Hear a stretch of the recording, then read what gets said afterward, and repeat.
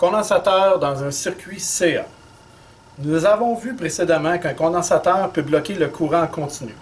Vous allez apprendre ici, dans cette section, que les condensateurs laissent passer le courant alternatif, mais qu'il va y avoir une opposition au courant, tout dépendant de la fréquence du courant alternatif. Vous allez pouvoir analyser des circuits capacitifs à courant alternatif, définir les réactances capacitives et déterminer la valeur de réactance capacitive dans un circuit. Donc, qu'est-ce que la réactance capacitive? La réactance capacitive, c'est l'opposition à un courant alternatif à passer dans un condensateur. Le symbole de la réactance capacitive est le XC. Et son unité, c'est l'ohm.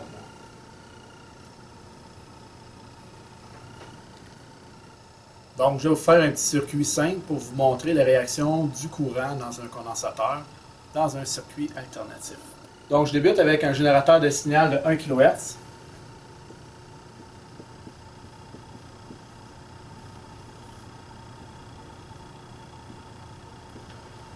Je vais mettre un ampère-mètre ici.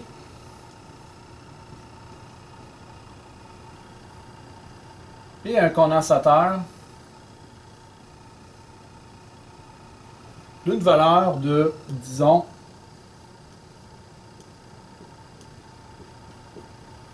0,005 microfarad. C'est seulement à titre représentatif. Donc, ce qu'on veut vous démontrer ici, c'est que lorsqu'on va varier la fréquence du générateur, le courant va varier. Vous pouvez utiliser la formule suivante, qui est le XC égale 1 sur 2pi FC. Je vous invite à essayer différentes fréquences. Donc, exemple, 1 kHz, 100 kHz et 1 MHz. Qu'est-ce qui est important de savoir? C'est que la résistance interne, qu'on appelle la réactance capacitive, qu'est-ce qui va arriver? C'est qu'elle est inversement proportionnelle au courant. Donc, lorsque ma fréquence va augmenter, mon courant va augmenter, mais ma valeur de résistance, elle va baisser. OK? Ça, c'est vraiment important. On a un autre phénomène aussi. À ce moment-là, c'est si on change la valeur du condensateur. Donc, ici, si j'augmente ma valeur de condensateur, mon courant aussi va augmenter. Donc, je garde ma fréquence à 1 kHz, mais je vais augmenter ma valeur de condensateur. Mon courant va augmenter.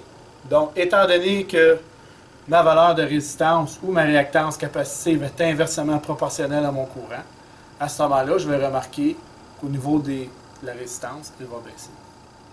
Donc, c'est ce qu'il y a d'important à savoir ici. Cette formule-là ici, vraiment important de la garder en note.